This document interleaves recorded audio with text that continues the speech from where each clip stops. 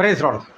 હું સ્ટેનલી મેકવાન, મારી YouTube channel Gujarati Bible સ્ટડીમાં તમારું સ્વાગત છે. મારી ચેનલને આજે અત્યારે આગળ તમે સબસ્ક્રાઈબ કરી લો અને સના જ્ઞાનમાં તમે વધતા જાઓ. આજે ઘણા બધા લોકો કહે છે દેવે મારી સાથે વાત કરી, દેવે મારી સાથે વાત કરી, દેવે મને આ દેખાડ્યું, દેવે મને પેલું દેખાડ્યું, મને આ દર્શન થયું, મને પેલું દર્શન થયું, મને આ સપનું આવ્યું, મને પેલું સપનું આવ્યું. ઈશ્વર મને આવું કહેવા માગે છે, મને પેલું કહેવા માગે છે. ઈશ્વરે મને તમારા માટે આ દેખાડ્યું, મને પેલું દેખાડ્યું.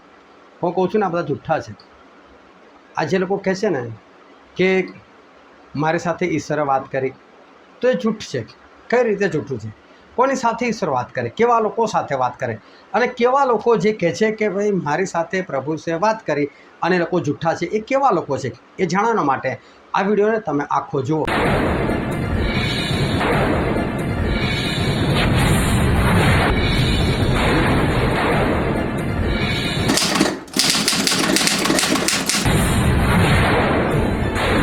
હાલેલુયા. ઈશ્વર પિતાનો પુષ્કળ આભાર માનીએ કે આજે ફરીને એક વખત ઈશ્વર આપણને જીવતા રાખ્યા, આપણને તાજગી આપી, તંદુરસ્તી આપી. માટે આપણે ઈશ્વર પિતાની સ્તુતિ કરીએ. આપણે ઈશ્વર પિતાના વચન તરફ જઈએ અને બાઇબલની અંદરથી હિબ્રુના પત્રક તેનો 4થો અધ્યાય અને આપણે વાંચીએ તેની 1 થી 5 કલમ. એ માટે આપણે બીવું જોઈએ, રખીને તેના વિશ્રામમાં પ્રવેશ કરવાનું વચન હજી મોજૂદ રહ્યા છતાં તમારામાંનો કોઈ કદાચ પાછળ પડેલો માલુમ પડે. કેમ કે જેમ તેઓને તેમ આપણને પણ સુવાર્તા પ્રગટ કરવામાં આવેલી છે, પણ સાંભળેલી વાત તેઓને લાભકારક થઈ નહીં. કેમ કે જેઓએ ધ્યાન દઈને સાંભળ્યું તેઓની સાથે તેઓ વિશ્વાસમાં એક થયા નહીં. આપણે વિશ્વાસ કરનારા વિશ્રામમાં પ્રવેશ કરીએ છીએ, જેમ તેણે કહ્યું છે કે મેં મારા ક્રોધમાં સમ ખાધા કે તેઓ મારા વિશ્રામમાં પ્રવેશ કરશે નહીં. જો કે જગતના આરંભથી કામો પૂરા થયેલા હતા, કેમ કે એક ઠેકાણે તેણે 7મા દાડા વિશે કહ્યું છે કે 7મે દાડે દેવે પોતાના સર્વ કામથી નિવૃત્ત થઈને વિશ્રામ લીધો. ઈશ્વર પિતાનું વાંચેલું વચન આપણા માટે પુષ્કળ આશીર્વાદિત છે અને ઈશ્વર પિતાનું વચન સત્ય છે અને બાઇબલનું વચન કહે છે કે તમે સત્ય જાણશો અને સત્ય તમને મુક્ત કરશે. અત્યારે ઈશ્વરની કૃપાથી છેલ્લા સમયની અંદર આપણે લોકો છે અને છેલ્લા સમયની અંદર છેલ્લા કેટલાય વખતથી જે સંદેશાઓ આપણી પાસે આવી રહ્યા છે એ પણ છેલ્લા સમયને અનુલક્ષીને જ આવી રહ્યા છે. અને છેલ્લા સમયની અંદર જે કંઈ ઘટનાઓ છે, જે કંઈ બાઇબલની ભવિષ્યવાણીઓ છે, જે કંઈ બાઇબલના વચનો જણાવે છે ભવિષ્યના વિશે, એ જ બધી બાબતો અને જગતમાં બનતી ઘટનાઓને અનુલક્ષીને બધા સંદેશાઓ એ આવી રહ્યા છે. અને એક વખત એક ભાઈનો મારી પર ફોન આવ્યો અને એમણે મને એવું કીધું કે તમે ખોટું ના લગાડતા, પણ તમે જે કંઈ કહો છો ને એ બધું કંઈ પૂરું થતું નથી. કે છે તમે બોલો છો ખરા, પણ એવું કંઈ મને દેખાતું નથી. મેં કોઈ વાંધો નહીં, મેં કોઈ નથી દેખાતું તો, પરંતુ એ બધું પૂરું થવાનું જ છે. અને થોડોક સમય ગયો અને એ બધી ઘટનાઓ જે કે એણે મેસેજમાં સાંભળેલી હતી એ ઘટનાઓએ આકાર લેવા લાગ્યો અને એ ઘટનાઓ એક પછી એક એ પૂરી થવા લાગી. અને એ બંને ફરી ફોન આવ્યો. મેં કે સ્ટેનલીભાઈ હવે તો કહે છે તમે જે બોલો છો ને એ બધું પૂરું થતું દેખાય છે. કે છે અને એ બધી બાબતો આવી રહી છે. જેમ ટ્રમ્પ વિશે તમે કીધેલું કે ટ્રમ્પ આવશે, 2023ના એન્ડમાં કીધેલું હતું અને 2024ના એન્ડમાં ખરેખર એ જ પાર્ટી પર આવી ગયા અને લોકોને બહુ રસાકસી લાગતી હતી કે પેલી કોઈ કમાલા હેરિસન એવું કોઈક નામ હતું, એ આવશે એમ લાગતું હતું. અને આવી ગયા ટ્રમ્પ જ, બાજી બદલાઈ ગઈ અને જ આવ્યા. અને એ પણ ભવિષ્યવાણી કરેલી હતી કે એ ટ્રમ્પ મિડલ ઇસ્ટની અંદર બહુ ભયંકર કૃત્ય કરશે. અને આજે એ જોવા મળી રહ્યું છે. એની શરૂઆત થઈ ચૂકેલું છે કે મિડલ ઇસ્ટની અંદર એમણે ઈરાનની ઉપર હુમલો કર્યો. અને સાથે સાથે એક ભવિષ્યવાણી પણ હતી કે અત્યારે ભલે ઇઝરાયલને હમાસનું યુદ્ધ ચાલતું હોય, પરંતુ આ યુદ્ધ એ આગળ વધશે અને વધીને ઈરાન તરફ જશે અને ઈરાન ચોક્કસ આ યુદ્ધની અંદર આવશે જ આવશે. અને એવું જ થયું કે ઈરાન પણ એ યુદ્ધની અંદર એ આવી ગયું. આ બધી ઘટનાઓ જે છે જે પ્રમાણે દેખાડવામાં આવેલી, જે પ્રમાણે કહેવામાં આવેલી, એ જ પ્રમાણે એ ઘટનાઓ બધી બનવા લાગી. અને જે કંઈ બાબત કહેવામાં આવી હતી એ ધીરે ધીરે એ પૂરી થવા લાગી. હું ઘણી વખત લોકોને કહી દઉં છું કે હું કોઈ પ્રબોધક નથી, એટલે કે ભવિષ્ય વચન કહેનાર હું નથી, અને ભવિષ્ય વચન મારી પાસે કોઈ આવતું પણ નથી. બાય ચાન્સ કદાચ ઈશ્વર કોઈ વખત આપે તો ઠીક છે, બાકી ભવિષ્યવાણી એ મારું કોઈ કામ પણ નથી. મને ઈશ્વર બીજા કામ માટે તેડેલો છે. પરંતુ બાઇબલના વચનની અંદર જે લખેલું છે અને એ જ આપણે કહીએ છીએ કે આ વસ્તુ થશે, તો પછી કંઈ ભવિષ્યવાણી નથી, તો એડવાન્સમાં ઓલરેડી લખેલું જ છે. અને લખેલું છે એટલે થવાનું છે, એમાં કઈ મોટી વસ્તુ છે. હવે જ બાબત હું લખેલું છે એને જોઈને કહી દઉં કે હા ભાઈ હવે આ થશે, તો એમાં કંઈ મોટી વસ્તુ નથી, તો લખેલું હતું મેં કીધેલું છે. પરંતુ સાથે સાથે જ્યારે પૃથ્વીનું વાતાવરણ બદલાતું હોય છે અને દેશોનું વાતાવરણ બદલાતું હોય છે, ત્યારે વસ્તુ વધારે સાબિત કરી આપે છે કે હા આ ભવિષ્યવાણી જે છે એને પૂરો થવાનો સમય આવ્યો છે. અને એ બધા દ્રશ્યો જે દેખાય છે એને કારણે હું કહી દઉં છું કે હવે આવું થશે, આવું થશે, અને થઈ પણ જાય છે. તો ખરેખર હું કોઈ ભવિષ્યવાણી નથી કરતો, પરંતુ ઈશ્વરનું વચન જે છે એના પ્રત્યેની એક જાગૃતતા, એની પ્રત્યે જાગૃત રહેવું એ બહુ જરૂરી છે. અને જો તમે એ વિશે તમે જાગૃત રહેશો તો તમને પણ બધું જ ખબર પડવા લાગશે. ખાલી તમારે મગજમાં રાખવાનું છે કે ભવિષ્યમાં બાઇબલે શું શું કીધેલું છે, ઈશ્વરે કઈ કઈ ઘટનાઓની વાત કરેલી છે. અને તમે આજુબાજુ જુઓ, એ સમયે તમને એ ઘટનાઓ જો યાદ આવી જતી હોય, તમારા મગજમાં એ એકદમ આકાર રહેવા લાગતી હોય, તો સમજી લેવાનું કે હા હવે આ ઘટના એ થવાની તૈયારી છે, એ દેખાઈ આવતું હોય છે. હવે કોઈ બ્રેક વગર મોટરસાઇકલની સ્પીડમાં જતો હોય અને આપણે ભવિષ્યવાણી કરી કે આ અથડાશે, તો આમાં કઈ મોટી વસ્તુ છે? હા, એની બ્રેક જ નથી, અથડાવાનો છે, એમાં કયું થવાનો જ છે. એટલે ખરેખર હું કોઈ ભવિષ્યવાણી નથી કરતો, પરંતુ ઈશ્વરે જે કંઈ લખેલું છે એને હંમેશા એક મગજની અંદર રાખવું, અને મગજની અંદર રાખીને એ પ્રમાણે ચારે બાજુ આપણે સાવધ રહીને જાગૃત રહેવું એ બહુ જરૂરી છે. એક રાજા હતો અને એ રાજાને એક કોઈ સંત હશે એણે એક વીંટી આપેલી હતી, અને એણે કીધેલું કે આ વીંટી તને એ દિવસે કામ લાગશે જે દિવસે તું બહુ સંકટમાં હોય, બહુ ઘેરે ગયેલો હોય, અને તને એવું લાગે કે મરવા સિવાય કોઈ ઉપાય નથી, છેલ્લો ઉપાય મરવાનો જ છે, એવું જ્યારે તને લાગે ત્યારે આ નંગ કાઢી નાખજે ખાલી, બસ કે આ નંગ કાઢી નાખજે બસ, બીજું તારે કંઈ જ નહીં કરવાનું. એટલે રાજાને એવું કે હશે આમાં જાદુ શક્તિ હશે. એટલે રાજાએ વીંટી પોતાની પાસે રાખી. વીંટી તને કદી યાદ પણ ના આવે, નંગ કાઢવાનું પણ યાદ ના આવે. પોતે એક દિવસ રાજા પોતાના સિપાહીઓ સાથે શિકાર કરવા જાય છે, અને શિકાર કરતાં કરતાં એનો ઘોડો વધારે તેજ એ જંગલના અંદરના ભાગમાં ઉતરી પડે છે, અને એને ભાન થાય છે કે એની સાથેના સિપાહીઓ તો કોઈ છે નહીં. એ કોઈ બધા ક્યારે પાછળ રહી ગયા, ક્યાં રસ્તો ભૂલી ગયા, કે પછી આ રસ્તો ભૂલીને જતો રહ્યો, કંઈ જ ખબર પડી નહીં. રાજા જો હું એકલો છું, ગભરાઈ ગયા રાજા. અને પછી અચાનક જ એવું થયું કે ત્યાં લૂંટારાઓને આખી ટોળી મળી. લૂંટારા જોયું કે રાજા છે, સરસ ચાન્સ છે, એટલે લૂંટારાઓ રાજા પાછળ ભાગ્યા. એટલે રાજા બી ભાગ્યો.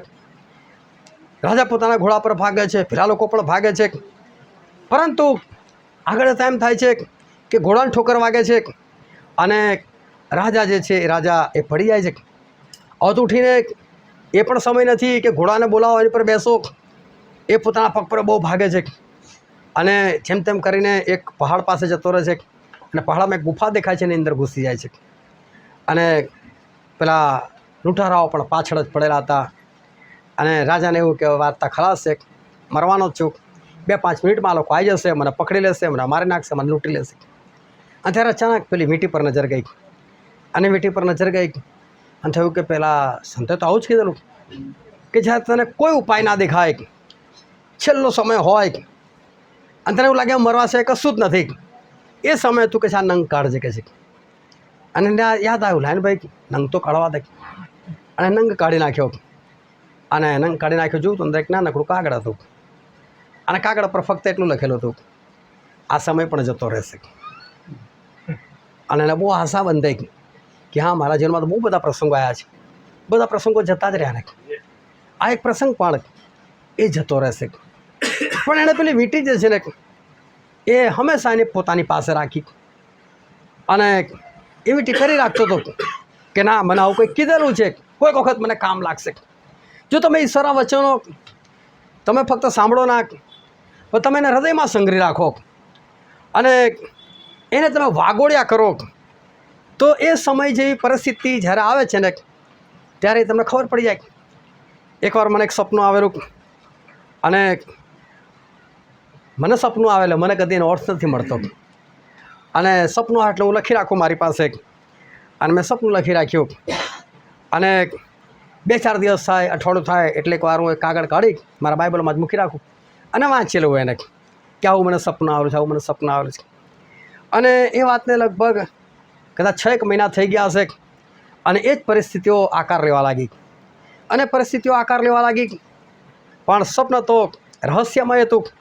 રહસ્યમય રીતે જે બધી વાતો એ સામે આવી, વાસ્તવિકતા, અને સ્વપ્ન હતું એ તો રહસ્યમય હતું. મને ખબર ના પડી કે આ જે ઘટનાઓ અત્યારે બની રહેલી છે એ પેલા સ્વપ્નને અનુલક્ષીને બની રહેલી છે. ઈશ્વરે મને ફરી એકવાર કીધું કે સપનું વાંચ, સપનું વાંચ, સપનું વાંચ.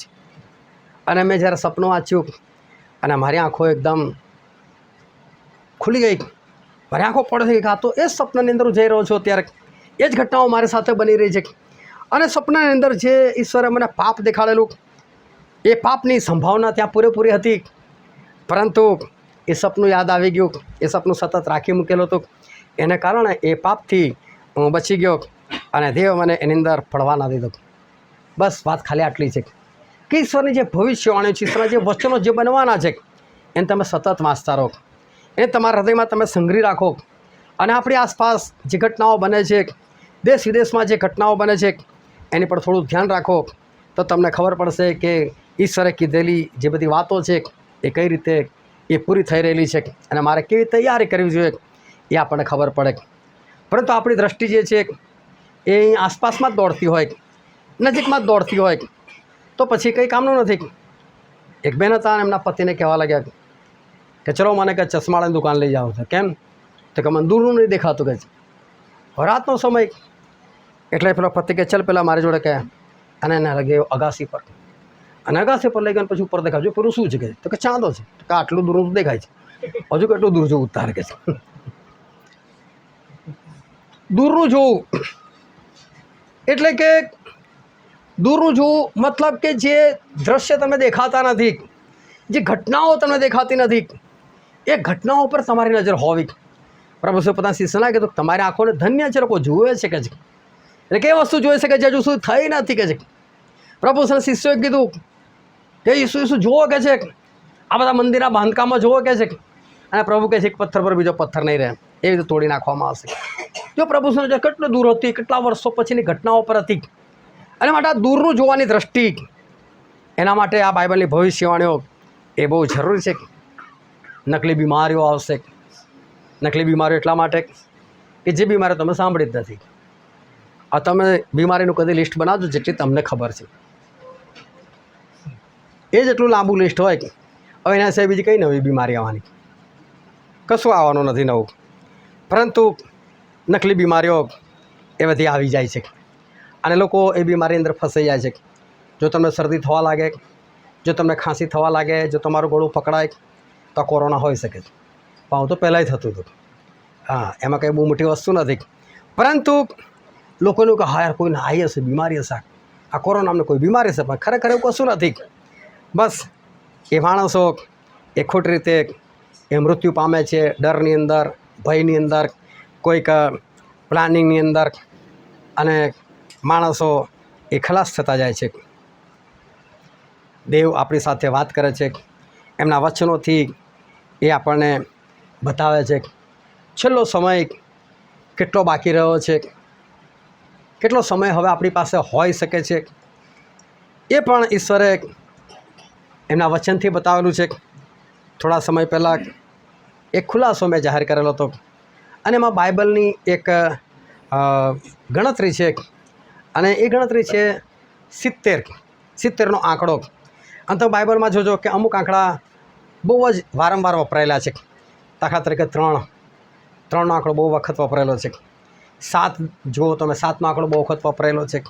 12નો આંકડો વપરાયેલો છે. એવી રીતે 40નો આંકડો વપરાયેલો છે. અને છેલ્લો આંકડો છે 70નો.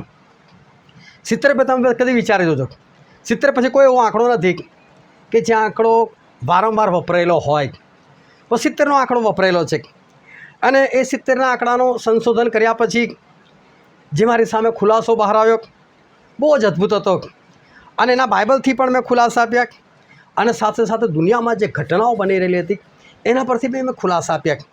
અને ખુલાસા એ લઈ જતા હતા 2028 સાલ પર, કે 2028 સાલ સુધી આ ધરતીનો અંત જે છે એ થઈ શકે છે. પાછલા દિવસોમાં અંકલેશ્વરની અંદર એક સંદેશો હતો, અને અંદર આપણે બાઇબલની 3 અલગ અલગ જગ્યાઓથી જોઈ ગયેલા હતા, અને ત્યાં પણ ઈશ્વર આપણને એ 2028 જ એ દેખાડતા હતા કે ભાઈ જાણે એ જ છેલ્લું વર્ષ છે. કારણ કે પ્રભુએ બહુ સરસ કીધું, એ દાડો કે ઘડી સંબંધી કોઈ જાણતું નથી. અને આપણે વિચારી લઈએ છીએ કે દાડો અને ઘડી ઈશ્વર ના પાડે છે, કોઈ નહીં જાણી શકે. પણ ઈશ્વર એવું થોડું કીધું કે મહિનો બી નહીં જાણો. મહિનો શબ્દ નથી વાપર્યો, એમણે વર્ષ શબ્દ પણ નથી વાપર્યો કે તમે વર્ષ પણ નહીં જાણી શકો અને મહિનો પણ નહીં જાણી શકો. એ નથી કીધું મેં. દાડો અને ઘડી લખેલી છે. જો ઈશ્વરે લખ્યું તો બધું લખી શકત ને, પણ એ નથી લખ્યું એનું કારણ છે કે એ કહેવા માગે છે કે વર્ષ બી આપણે જાણી શકીએ છીએ, એ મહિનો પણ આપણે જાણી શકીએ છીએ. અને માટે જો તમે સાવધાન રહો તો તમે આ અંતિમ સમયની અંદર ઘણું બધું તમે જાણી શકો છો. બસ ખાલી થોડું સાવધાન રહેવાની આપણે જરૂર છે. રોજ જે ભલે મિટિંગ હોય કે ના હોય, પરંતુ એક મેસેજ યુટ્યુબની ઉપર હંમેશા હું મૂકતો જાઉં છું. અને એની અંદર બહુ મોટો મેસેજ હોતો ને 15-20 મિનિટ બહુ હોતો, વધારે અડધા કલાકનો મેસેજ હોય, પરંતુ એની અંદર આ જ બધી ઘટનાઓ અને ખાસ અંતિમ સમયની જ ઘટનાઓ વિશે હું બધું જણાવતો હોઉં છું. ઘણા બધા લોકો એને જોતા નથી, કદાચ ઇગ્નોર કરે છે, એને ટાળે છે.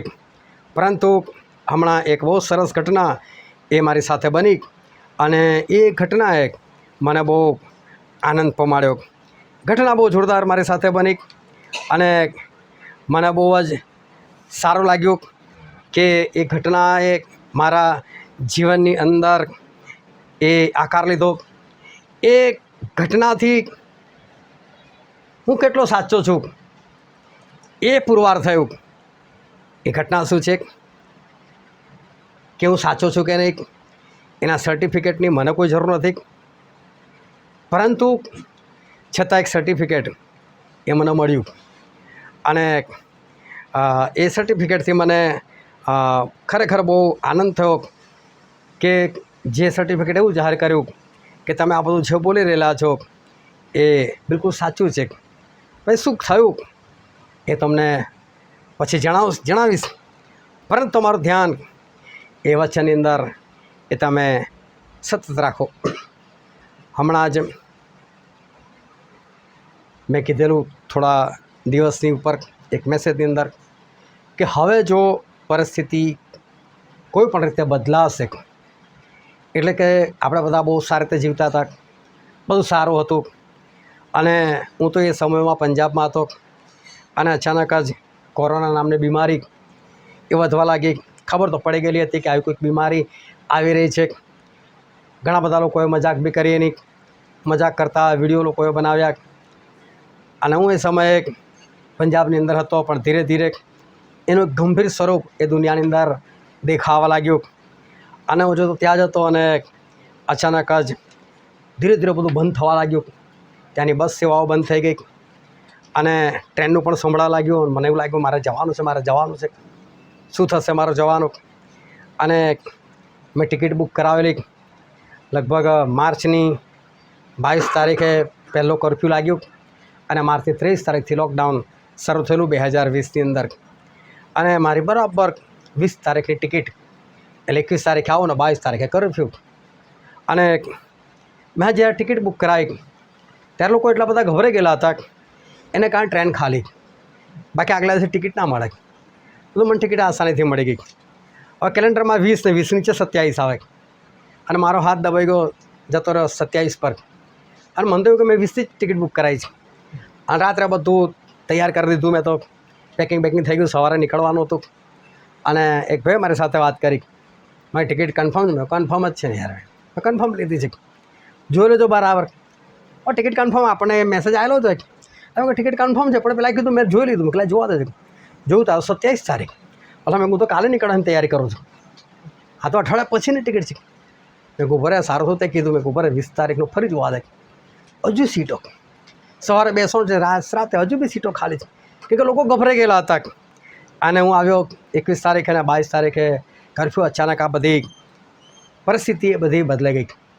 પરંતુ ફરી પાછા આપણે આઝાદ થઈ ગયા, ફરી પાછા બધા જીવવા લાગ્યા, ફરી પાછા એ જ મોજ શોખ ને બધું. પરંતુ હું ફરી એકવાર યાદ દેવડાવું કે હવે જો આવી રીતે કોઈ પણ રીતે કોઈ લડાઈ દ્વારા કે પછી કોઈ બીમારી દ્વારા, લોકડાઉન દ્વારા, કશાક પણ દ્વારા જો આ પરિસ્થિતિ બદલાઈ તો સમજી લેજો કે પ્રભુ ઈસુ જે દિવસ આવશે ને ત્યાં સુધી એ પરિસ્થિતિ એ કદી પણ હતી એવી ફરી પાછી નહીં થાય. ઘણી વખત લોકોને આશ્ચર્ય થાય છે, લોકોને માનવાનું મન નથી થતું કે આવું તો બધું હોય, શું ખરેખર આવું બધું થાય? પણ થતું આવ્યું છે અને થશે. પરંતુ આપણા ઈશ્વર એ બચાવનાર ઈશ્વર છે. આપણા ઈશ્વર એ કદી કોઈનો નાશ ચાહતા નથી કે કોઈ માણસ મૃત્યુ પામે, કોઈ માણસ નરકમાં જાય, એવી એમની યોજના નથી. એ કહે છે કે કોઈ દુષ્ટ મરી જાય, એમાં મને કોઈ આનંદ નથી કહે છે. પરંતુ છતાં તમે બાઇબલનો અભ્યાસ કરો તો પ્રભુએ પોતે ઘણી વખત બધો નાશ કરેલો છે. તમે ઉત્પત્તિની શરૂઆત વાંચો અને ખાલી પહેલી ને બીજી કલમ વાંચો ને, ઉત્પત્તિ 1 અને 1, અનેક અને 2, અને ત્યાં તમે ખાલી થોડું ઊંડાણપૂર્વક વિચારશો ને ત્યાં પણ તમને એક નાશ જોવા મળશે કે ત્યાં આખી ધરતીનો નાશ થયેલો છે. એના પછી તમે આગળ જો તો નૂહ ને એના પરિવાર સિવાય બાકીના બધા લોકોનો નાશ થઈ ગયેલો હતો. એનાથી આપણે આગળ વધીએ તો લોતના સમયની અંદર એમાં પણ સદોમ અને ગમોરાનો ઈશ્વરે સંપૂર્ણ એ નાશ કર્યો છે. જો ઈશ્વર એ ખરેખર દુષ્ટનું મોત નથી ચાહતા, ઈશ્વર ખરેખર કોઈને મારવા નથી ચાહતા, તો પછી લોકો નાશ કેમ પામે છે? અને ઈશ્વર પોતે એ બધી જગ્યાઓનો કે દુનિયાનો એ નાશ કેમ કરે છે? લૂતના સમયમાં તમે જુઓ કે કેમ નાશ થયો. જો તમે બાઇબલનો અભ્યાસ કરો તો ખાલી એટલું જ લખેલું છે કે સદોમ અને ગમોરાનું પાપ બહુ મોટું હતું. બસ એનો બુમાટો બહુ મોટો હતો, પરંતુ એના પાપ કેવા હતા એ તમને ઉત્પત્તિમાં નહીં જોવા મળે. પણ તમે આગળ વધશો અને આગળ વધતા વધતા જશો ત્યારે તમને ખબર પડશે કે સદોમ અને ગમોરાના પાપ એ કેટલા બધા મોટા હતા. એ સમય એટલી જૂની વાત, ત્યારે સ્ત્રી સ્ત્રીના સંબંધો હતા, પુરુષ પુરુષના સંબંધો હતા, અને એ લોકો એ રીતે રહેતા હતા. ત્યાં આગળ ભયંકર બાબત હતી. ઈશ્વર જ્યારે લોતના ઘરોમાં જાય છે ત્યારે બહાર જે ટોળું હતું ને એ ટોળું આવી જ માંગણી કરે છે કે પેલા પુરુષોને બહાર કાઢો, અમારી સાથે કુકર્મ કરવું છે કે છે. પુરુષો આવી માંગણી કરે છે. તમે બાઇબલ વાંચશો તો તમને ખ્યાલ આવશે એ સમયે ભયંકર પાપો હતા. અને એટલે ઈશ્વર કંટાળેલા લોકોથી કે આટલા બધા ભયંકર પાપ, આ લોકોનું જીવન આટલું ખરાબ. અને એટલે ઈશ્વર એ સૌથી પ્રથમ ઇબ્રાહીમને જ્યારે કે ઇબ્રાહીમ હું તો આ લોકોનો નાશ કરી નાખીશ કે છે. અને ઇબ્રાહીમ પોતાના ભત્રીજા લૂતને બચાવવા ચાહે છે, પરંતુ ઇબ્રાહીમનું કંઈ ચાલતું નથી. જો ઈશ્વર એક પણ વખત ઇબ્રાહીમને એવું નથી કીધું કે હું લૂતને બચાવી લઈશ, પણ લૂત પોતે ન્યાયી હતા એવું પિત્તરના પત્રમાં લખેલું છે. માટે લૂત બચ્યા. એવું નથી કે લૂત ખરાબ હતા અને ઇબ્રાહીમને કહેવાથી બચ્યા છે, એવું નથી. પણ લૂત ખરેખર ન્યાયી હતા, એટલા માટે ઈશ્વર ત્યાં જાય છે, એમના ઘરમાં રહે છે અને ઈશ્વર એમને બચાવે છે. પરંતુ જો ઈશ્વરે લૂતને એવું કીધું, જા લૂત તું બહાર જાકે છે, અને તારે જે તારા સગા હોય, તું જેને બચાવવા માગતો હોય બધાને લઈ આવી કે જા, બધાને લઈ આવી. જો ઈશ્વરની સાથે કોઈ શરત નથી કરી, 1 જણ 2 જણ 3 જણ કશી શરત નથી કરી. લૂત બધાને બચાવે ને તો બધા બચી જાય. લૂત આખા સદોમ ગોમોરા ચલો લા બહાર ભાગી જઈએ, કાંઈ ઈશ્વરો કહેલું કરીએ. પણ થયું શું કે જો લૂતના ખાસ હતા એ લોકો જ ના લૂતનું માન્યું. તો લૂતે તો બહાર જઈને કીધું બધાને કે અલા ઈશ્વર આવ્યા છે મારા ઘરે, નાશ કરવાના છે, આ જગ્યા પર આગ પડવાની છે. એના થનાર જમાઈને કીધું ચલો નીકળો અહીંથી. જમાયો માનવા તૈયાર નથી. એમને એવું કે અમારો સસરો ગાંડો થઈ ગયો છે, કદી આકાશમાંથી આગ પડતા જોઈ. શું વાતાવરણ એવું છે કે આકાશમાંથી આગ પડે? કશું નથી. અને એ લોકોએ લૂતની વાતનો વિશ્વાસ જ ના કર્યો. એ લોકો જો વિશ્વાસ કર્યો હોત તો એ લોકો બચી જાત, પરંતુ ખરેખર એ લોકોએ વિશ્વાસ જ નથી કર્યો. અને વિશ્વાસ ના કર્યો માટે એ લોકો મૃત્યુ પામ્યા. જો એ લોકો વિશ્વાસ કરત અને એ લોકો બધા બચવા માટે તૈયાર થઈ જાત તો ઈશ્વર એમાંથી કોઈનો પણ નાશ એ ભૂલથી પણ ના કરતા. કારણ કે ઈશ્વર એ નાશ કરવા માગતા જ નહોતા. જો એ નાશ કરવા ચાહતા હોત તો લોતને ઉપાડીને પોતે જ બહાર લઈ જાત અને બીજા કોઈને પણ એ કહેતા જ નહીં કે ભાઈ તમે આને પણ લો કે પેલા આને પણ લો. એવું ઈશ્વર કોઈને પણ લેવા માટે એને બહાર ના મોકલતા, પરંતુ ઈશ્વર એને બહાર મોકલે છે અને કોઈ પણ શરત વગર મોકલે છે. એનું કારણ કે ઈશ્વર બધાને બચાવી શકતા હતા. જો એ વખતે એ લોકો વિશ્વાસ કરત તો નૂના સમયમાં તમે જો ઈશ્વર કંઈ નાશ નહોતા કરવા માગતા. નાશ કરવા માગતા તો ઈશ્વર એ વહાણ બનાવીને નૂને આપી દેત, લેનું આ વહાણમાં ઘૂસ ગયા ફટાફટ, અને હું હમણાં જ વરસાદ પાડું છું ને બધાનો નાશ કરું છું. પરંતુ એમણે એક મોટું કામ નૂહને સોંપ્યું કે નૂહ તું વહાણ બનાય કે છે. અને નૂહને વહાણ બનાવતા 100 વર્ષ લાગ્યા, પરંતુ ઈશ્વરે એ 100 વર્ષ આપ્યા. આ 100 વર્ષ કંઈ જીવા તેવા નહોતા. આપણે ઘણી વખત આ વચન પર વિચાર કરી ગયેલા છે, એની પર આપણે ચર્ચા કરી ગયેલા છે કે નૂહ વહાણ બનાવે એટલે સ્વાભાવિક છે લોકો આવીને પૂછે કે નૂહ તું શું કરે છે આ જગ્યા પર, અને ખબર પડે કે વહાણ બનાવે છે એટલે લોકો વાતો કરે કે અહીંયા વહાણ ના બનાવાય, એ તો સમુદ્ર કિનારે બનાવાય. પરંતુ આ કારણ એટલું જ હતું કે ઈશ્વર બધાને બચાવવા માગતા હતા.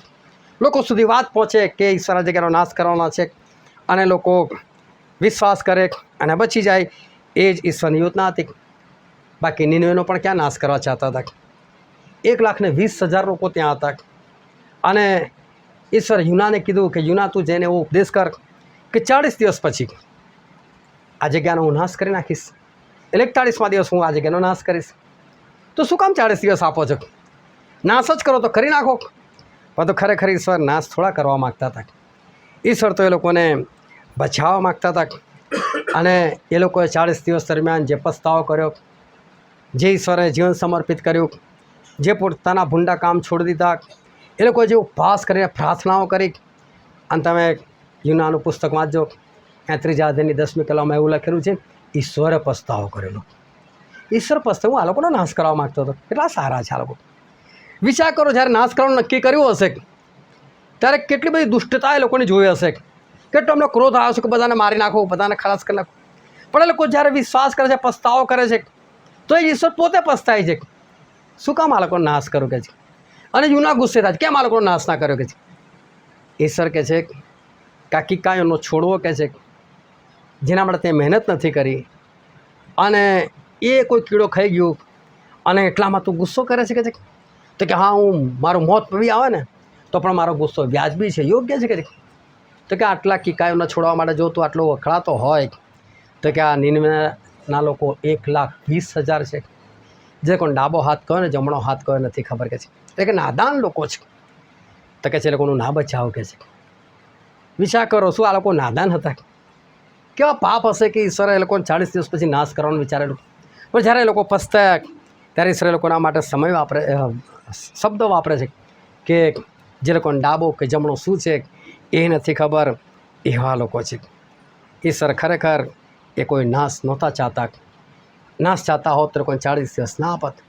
અને હજકેલ પ્રબોધકના પુસ્તકમાં લખેલું છે, તેનો 18મો અધ્યાય અને 33મી કલમ. પ્રભુ યહોવા કહે છે, શું દુષ્ટતાના મોતમાં મને કંઈ આનંદ છે? દુષ્ટના મોતમાં મને કંઈ આનંદ છે? જો તે પોતાના માર્ગથી પાછો ફરીને જીવતો રહે તો એના કરતા હું વિશેષ રાજી ન થાઉં? જો પ્રભુ તો આવું કહે છે કે શું દુષ્ટના મોતમાં મને કંઈ આનંદ છે કે છે? હું ખુશ થાઉં છું કે દુષ્ટના મોતમાં? એને કાં દુષ્ટ પાછો ફરે કે જીવનમાં બેસે એમાં ખુશ થાઉં છું? વિચાર કરો, શબ્દ દુષ્ટ વાપરે છે, દુષ્ટ માણસ. પણ તો બી કે એના મોતમાં મને આનંદ નથી, પણ એ પાછો ફરી અને બચી જાય તો કે હું તો વધારે ખુશ થઉં છું. ફરી આગળ લખેલું છે 33મો અધ્યાય અને તેની 11મી કલમ. તેમને કહે કે પ્રભુ યહોવા કહે છે કે મારા જીવના સમ કે દુષ્ટ માણસના મોતથી મને કંઈ આનંદ થતો નથી, પણ દુષ્ટ પોતાના દુરાચરણથી ફરે અને જીવતો રહે એમાં મને આનંદ થાય છે. હવે તમે ફરો, તમારા દુષ્ટ માર્ગોથી ફરો. હે ઇઝરાયલના લોકો, તમે શા માટે મરવા ચાહો છો? ઈશ્વર ફરી કહે છે કે દુષ્ટના મોતથી મને કોઈ આનંદ થતો નથી, પણ દુષ્ટ બચી જાય, એ પસ્તાવો કરે, જીવનમાં પેસે, એનાથી હું વધારે આનંદ પામું છું. અને પછી કે જય ઇઝરાયલ લોકો ફરો, કહે છે બચી જાઓ, મને કોઈના મોતથી એ આનંદ નથી. ઈશ્વર નાશ કરવા ચાહતા હોત તો તૈયાર વહાણ નૂહને આપી દેત, પરંતુ નૂહ 100 વર્ષ સુધી ઉપદેશ કરી શકે, એના માટે અને ઉપદેશથી લોકો વિશ્વાસ કરે અને બચી જાય, એના માટે ઈશ્વરે 100 વર્ષ એ આપેલા હતા. કારણ કે બીજા પિત્તરમાં લખેલું છે, બીજો પિત્તર તેનો 2 અધ્યાય તેની 5મી કલમ. તેમજ દેવે પુરાતન જગતને પણ છોડ્યું નહીં, और અધર્મી જગત પર જળપ્રલય લાવીને ન્યાયીપણાના ઉપદેશક નૂહને તથા તેની સાથેના 7 માણસોને બચાવ્યા. બાઇબલ કહે છે ન્યાયપણાનો ઉપદેશક નૂહ. જો નૂહ માટે શબ્દો આવે ન્યાયપણાનો ઉપદેશક, એનો મતલબ નૂહ ખાલી વહાણ બનાવનાર વ્યક્તિ નહોતા, ઉપદેશક હતા. રોજ ઉપદેશ કરતા હતા, 100 વર્ષ સુધી ઉપદેશ કર્યો. એક જ બાબત, ઈશ્વર વરસાદ લાવશે, નાશ કરશે, વરસાદ લાવશે, નાશ કરશે, તમે લોકો બચી જાઓ, તમે લોકો બચી જાઓ. કેટલું સરસ કે ઈશ્વર એ નાશ કરવા નહોતા માગતા. જો નાશ કરવા માગતા હોત તો નૂહને ઉપદેશક ના બનાવત, એની પાસે ઉપદેશ ના કરાવત, 100 વર્ષ એને ના આપત, એને મોટું કામ ના આપત કે તું વહાણ બનાય, પણ ઈશ્વર પોતે વહાણ બનાવીને આપી દે કે લે તું બચી જા. નૂહના સમયના લોકો એટલા માટે નાશ પામ્યા કારણ કે એ લોકોએ નૂહની વાત પર એ લોકોએ વિશ્વાસ ના કર્યો. જે લોકોએ વિશ્વાસ કર્યો હોત તો માની જાત તો બધા પોતપોતાના માટે વહાણ બનાવી દેત અને બધા લોકો બચી જાત. લોકોએ સાંભળ્યું ખરું, પરંતુ લોકોએ વિશ્વાસ ના કર્યો.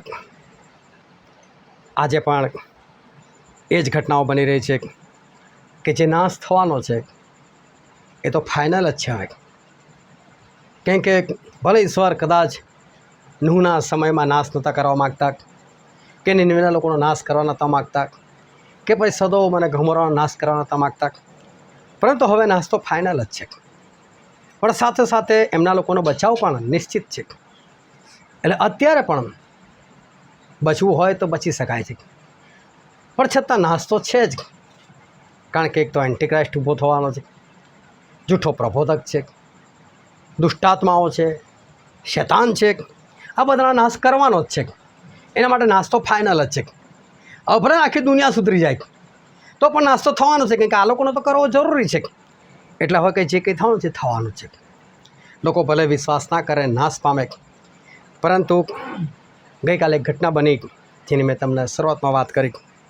હમણાં એક મેસેજ મેં મૂકેલો હતો, અને મેસેજ હતો જે પ્લેન ક્રેશ થઈ ગયું એની બાબત પર. અને એની બાબત પર એ મારો વિડીયો એ યુટ્યુબે ડાયરેક્ટ ઉડાવી નાખ્યો, અને ઉડાવી નાખીને મને એક મેલ મોકલી દીધો, અને મેલ મોકલીને મને કહી દીધું કે આ વોર્નિંગ છે તમને, કે છે હા હવે અમને આવું કંઈક જાણવા મળશે કે તમે ખોટું કંઈક લખીને મોકલો છો તો કે છે અમે તમારી પર એક્શન લઈશું. અને મને આનંદ એ થયો, કોઈક તો છે સાંભળનાર, કોઈક તો છે જેવું માને છે કે ભાઈ આ વસ્તુ સાચી છે. જે વસ્તુ ખોટી હોત તો ડાયરેક્ટ પગલાં ના લેત, કે જો ભાઈ પગલાં જ ભરી લેવા આની પર, કેમ તમે ખોટો પ્રચાર કરો છો આ જગ્યા પર.